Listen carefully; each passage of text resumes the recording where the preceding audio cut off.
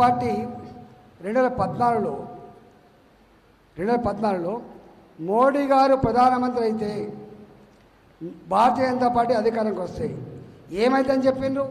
ఈ దేశం విచ్ఛిన్నమవుతుంది, ఈ దేశంలో మత కాలాలు రాజ్యం వెళ్తాయి, ఈ దేశం డివైడ్ కాబడుతుంది, ఈ దేశంలో రక్తపాతం అవుతుంది.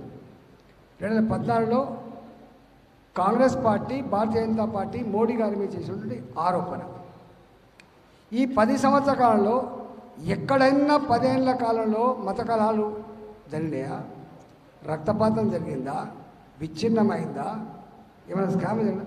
ఒక్క మాట చెప్పాలంటే మొట్టమొదటిసారిగా 75 సంవత్సరాల చరిత్రలో ఈ 10 సంవత్సరాల కాలంలో మోడీ గారి హయాంలో జరిగినటువంటి పరిపాలన సగటు భారతీయుడు గర్వపడేదిగా ఉంది తప్ప కుంగిపోయేదిగా మాత్రం లేని విషయం మనకు తెలుస్తూ ఉంది. ఎక్కడ ఆనాడు దిల్షుఖ్నగర్లో సాయిబాబా మందిరికి పోతాం. ఎందుకు పోతాం? నా కుటుంబాన్ని చల్లగా చూడమని, నా సమాజం చల్లకూడని చెప్పి పోతాం. అభం శుభం తెలియని పూజకు పోయినటువంటి సాయిబాబా మందిర భక్తులు బాంబుల మూతలో తెగిపడ్డ కంఠాలను చూసింది, ఎగిరిపడ్డ మాంసం ముద్దలు చూసింది, చిందిన రక్తం చూసింది వాళ్ళ హయాంలో. లుంబిని పార్కులో ఏం జరిగిందో మీరు చూసిండ్రు. కోటిలో ఉన్నటువంటి గోకుల్ చాట్ దగ్గర పెళ్ళిన బాంబులను చూసిండ్రు. హైదరాబాద్ టెర్రరిస్టులకు అడ్డాగా మారిపోయింది. హైదరాబాద్లో స్లీపర్ సెల్స్ ఉండేటువంటి వార్తలు వచ్చినప్పుడు గజగజ వణికిపోయింది. సామాన్యుడు బయటికి పోతే తిరిగి వస్తువు లేనటువంటి పరిస్థితి ఉండేది. షాపులలో మెటల్ డిటెక్టర్లు పెట్టుకున్న చరిత్ర చూసినాం. కానీ మోడీ గారి హయాంలో ఎక్కడా మెటల్ డిటెక్టర్లు లేవు, ఎక్కడా తెగిపడ్డ కంఠాలు లేవు, ఎక్కడ బాంబుల మూతలు లేవు. ప్రశాంతత నిలయం భారతీయ జనతా పార్టీ నాయకత్వంలో మోడీ గారు ప్రసాదించిన వరం. అవునా కాదా? మీరు ఒకసారి చెప్పండి, ఆలోచించండి. ఇంతకుముందు నేను నల్లగొండ మాట్లాడుతున్నప్పుడు వారు ఒక మాట చెప్తున్నారు, ఇంకోటి మర్చిపోయిన వాడిని. ఏంది అడిగిన నేను, మీరు అన్ని బాగానే చెప్పిన కానీ ఒకటి చెప్తలేరని. ఒకప్పుడు జమ్మూ అండ్ కాశ్మీర్లో మన జెండాతో పాటుగా ఇతర దేశాల జెండాలు కూడా ఎగిరేది. మన నినాదం కాదు, ఇతర తుపాకుల మూతలు లేవు, ప్రశాంతంగా నిలవైపోయింది. అంతేకాదు ఇవాళ పాకిస్తాన్ ఆక్యుపైడ్ కాశ్మీర్, పాకిస్తాన్లో బలూచిస్తాన్, ఈ 2 ప్రాంతాలలో అక్కడి ప్రజలు ఏం కోరుతున్నారు తెలుసా? మేము కూడా పాకిస్తాన్లో కాకుండా భారత్లో ఉంటే బాగుండు అనేటువంటి పరిస్థితి వచ్చింది. ఎందుకు వచ్చింది? ఇవాళ ఇది కళ్ళుండి చూడలేని కబోతులు వాళ్ళు. ఇది అందరికీ కనపడుతుంది కానీ ఒక కనపడని పార్టీ కాంగ్రెస్ పార్టీ. గుడ్డి ద్వేషం. ఇవాళ 10 సంవత్సరాల మోడీ గారి పరిపాలన చూసిన తర్వాత కూడా ఇవాళ మొన్న ముఖ్యమంత్రి రేవంత్ రెడ్డి గారు ఒక మాట అంటాడు. ఏమంటాడు? మోడీ గారు ప్రధానమంత్రి అయితే భారతీయ జనతా పార్టీ అధికారంకి వస్తే పాడిందే పాడరా పాసుపల్ల దాసనన్నట్టుగా మళ్ళీ 2014లో మోడీ గారి మీద ఏ ఆరోపణ చేసిందో ఇవాళ కూడా కాంగ్రెస్ పార్టీ గదే ఆరోపణ చేస్తుంది. అంటే వాళ్ళకు ఇంకో ఏజెండా లేదు, దిమ్మ తిరిగిపోయింది వాళ్ళకు. అంతకుముందు కాంగ్రెస్ పార్టీకి ఏం కళ్ళనెతికెక్కిన పరిస్థితి ఉండేది, విరేబిగే పరిస్థితి ఉండేది.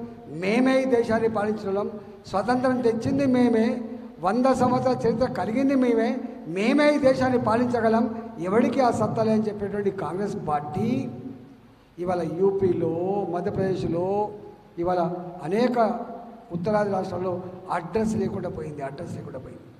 కాబట్టి అడ్రస్ లేకుండా పోయింది కాబట్టి ఇవాళ మళ్ళీ ఇదే మాట మాట్లాడతాను.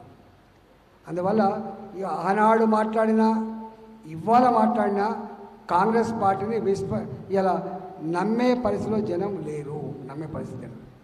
ఆయన అంటాడు రేపు రాహుల్ గాంధీ ప్రధానమంత్రి అవుతాడు, అదొక కళ.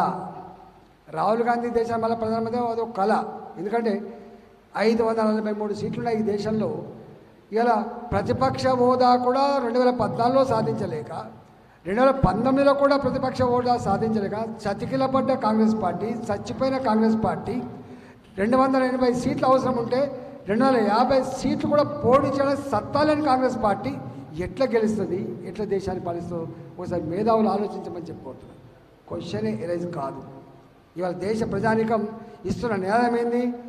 फिर एक बार मोदी सरकार which is given by the people of India. ఇది పార్టీ ఇచ్చిన నినాదం కాదు.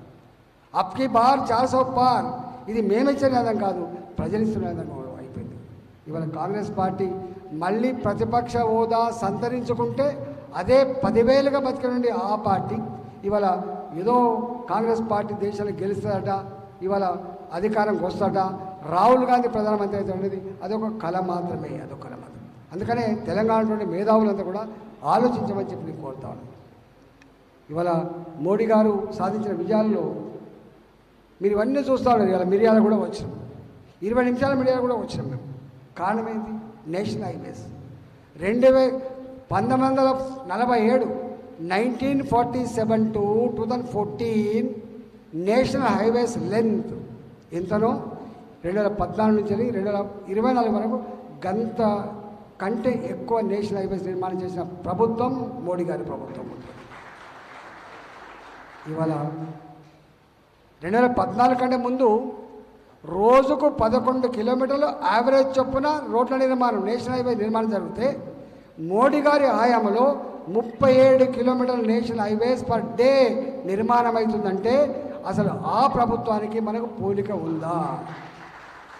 నక్కకు నాగలు కనుక తేడా ఉంది. ఇవాళ మొన్న మోడీ గారు కరోనా వచ్చినప్పుడు ఇరాన్ ప్రధానమంత్రి దుఃఖపడ్డాడు, ఏడ్చిండు.